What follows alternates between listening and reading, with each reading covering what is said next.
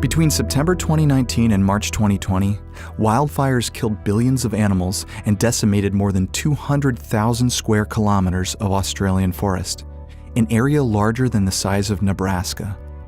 Some thousands of kilometers away in the Southern Ocean, massive algae blooms covered a surface larger than the area of Australia itself. Just how are these wildfires and ocean blooms connected? To untangle that, we look to the carbon cycle. The carbon cycle is the flow of carbon between reservoirs in the atmosphere, plants and animals, land and ocean. It's one of the key processes that keeps life sustainable on Earth. And at the heart of all this are land plants and aquatic phytoplankton. On land, most carbon is stored in forests. Here, plants absorb carbon dioxide from the atmosphere into their cells. With energy from the sun, plants combine carbon dioxide and water to form carbohydrates, such as sugar, and oxygen through photosynthesis. In this process, carbon dioxide is converted to carbon-based cellular material. Carbon stored in those plants can be transferred when animals eat the plants die and decay, or in the case of Australia, fire consumes the plants. And once again, carbon-based cellular material becomes carbon dioxide that ends up in the atmosphere. If we look to the ocean reservoir, carbon dioxide is also absorbed by phytoplankton, microscopic organisms that convert carbon dioxide, water, and sunlight into carbohydrates like sugar and oxygen through photosynthesis. Carbon dioxide released into the atmosphere eventually becomes available for aquatic photosynthesis. In general, any change that shifts carbon out of one reservoir puts more into other reservoirs. But photosynthesis also requires nutrients such as nitrogen, phosphorus, and iron. Without the right proportions of these nutrients, photosynthesis doesn't happen, which can be seen in the iron-limited parts of the ocean, such as far offshore of Australia. Atmospheric aerosols released by fires, however, contain carbon as well as other nutrients essential for plant growth, like iron.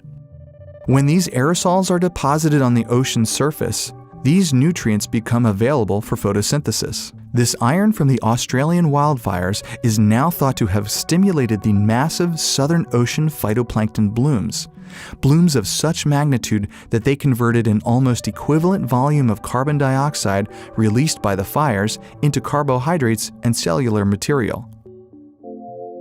And here is why having a vantage point from space is crucial. From satellites, we can observe how the movement of carbon changes when large-scale events like wildfires occur. The connection between the Australian wildfires and Southern Ocean bloom could not have been made without satellites. NASA's Plankton Aerosol Cloud and Ocean Ecosystem, or PACE, mission is specifically designed to better measure parts of the atmosphere and ocean connection with unprecedented resolution. PACE's instruments will shed new light on the composition and distribution of these massive mixtures of tiny aerosol particles and aquatic microorganisms.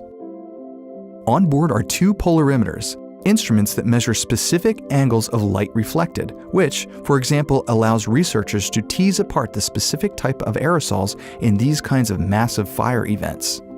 PACE's flagship sensor, the Ocean Color Instrument, or OCI, will cover vast swaths of the ocean, measuring concentrations of photosynthetic pigments, allowing researchers to decipher the different types of phytoplankton.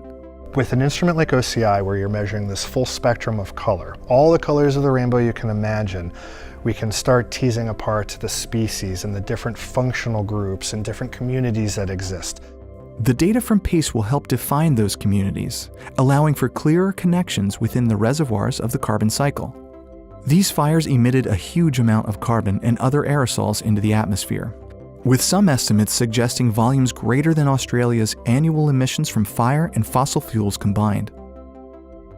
Those aerosols contained essential nutrients that are thought to have stimulated the rapid growth of phytoplankton in the Southern Ocean. And these kinds of connections can have big impacts. It's really important to know where the carbon is going and where your food source is going. This is important for not just climate studies, but food security. The fires that tore through Australia are just one example of how Earth systems are linked in ways we're only beginning to fully understand. With data from PACE, we'll get a clearer picture of carbon as it links land use and fires, atmospheric aerosols and marine communities, and ultimately improves the data we put into climate models.